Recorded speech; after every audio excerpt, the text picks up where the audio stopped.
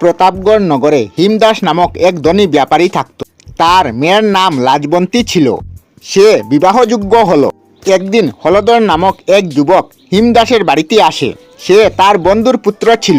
কিছুদিন আগে তার বন্ধুর মৃত্যু হয়েছিল।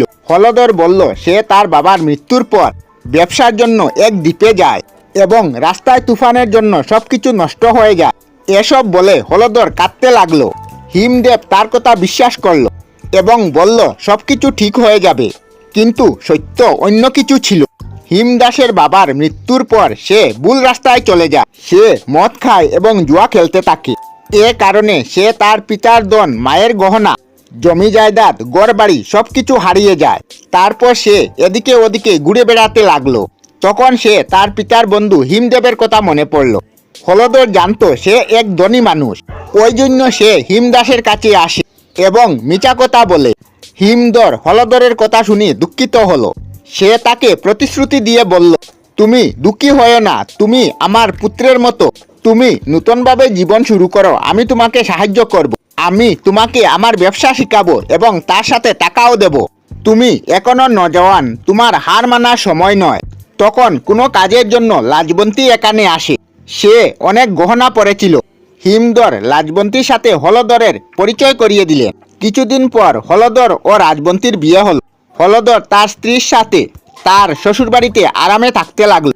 এরপর বারবার কন্যাদানের কথা উঠে। তারপর লাজবন্তী ও হলধর তাদের বাড়ির উদ্দেশ্যে রওনা হলো। হলধর চিন্তায় ছিল যে সে তার স্ত্রীকে নিয়ে কোথায় যাবে। তার তো কোনো ঘর ছিল না। তার তো লাজবন্তী নয়, তার গহনার প্রয়োজন ছিল। তাই সে এক ভয়ানক চিন্তা করল। যখন তারা এক জঙ্গলের রাস্তা দিয়ে যাচ্ছিল, তখন হলধর লাজবন্তীকে বলল যে সে তার সকল গহনা তাকে খুলে দিতে, যাতে কোনো ডাকাত ওই গহনা নিতে না পারে। লাজবন্তী তার স্বামীর উদ্দেশ্য জানা ছিল না। সে তার সকল গহনা খুলে তাকে দিয়ে দেয়। হলধর বলল, আগে যাবার আগে একটু সময় আরাম করা যাক, আর আমি খাবার জল নিয়ে আসি। তারপর হলধর চলে গেল। অনেক সময় হয়ে গেল কিন্তু সে আসলো না। সন্ধ্যা হয়ে গেল। লাজবন্তী চিন্তায় ছিল। তার জন্য জঙ্গল বিপজ্জনক। জঙ্গলি জন্তু অথবা ডাকাত হামলা করতে পারে। তাই সে আবার বাবার ঘরে চলে গেল। তাকে দেখে সবাই অবাক হলো। তারা তাকে জিজ্ঞাসা করলো, তুমি একা কেন এলে? হলধর কোথায়?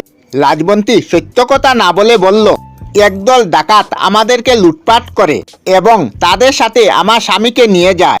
এই জন্য আমি ফিরে এলাম। হিমদেব পুত্রীকে আরাম করতে বলল। লাজবন্তী চাইতো না যে তার স্বামীর বদনাম হোক এবং সে তার স্বামীর ফিরে আসার অপেক্ষা করতে লাগলো। অন্যদিকে হলধর ধন ও গহনা নিয়ে জুয়া খেলতে লাগলো এবং অল্প দিনের মধ্যে সবকিছু হেরে যায়। যখন তার কাছে কিছুই ছিল না, তখন সে ভাবলো তখন তাকে তার শ্বশুরবাড়ি আবার যাওয়া উচিত এবং গিয়ে কোনো মিথ্যা কথা বলবে।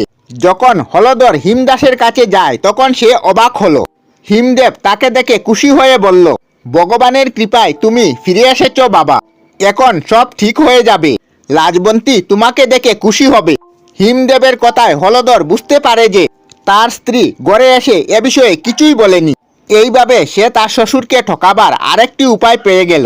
হলধর তার স্ত্রীকে তার মিষ্টি কথা দিয়ে বুলিয়ে দিল। সে বলল সত্যই তার সকল গহনা ডাকাত লুটপাট করেছে। কিছুদিন এইভাবে কাটলো। এইবার হলধর বেশি ধন নিতে চায়। এখানে থেকে এভাবে করা সম্ভব ছিল না।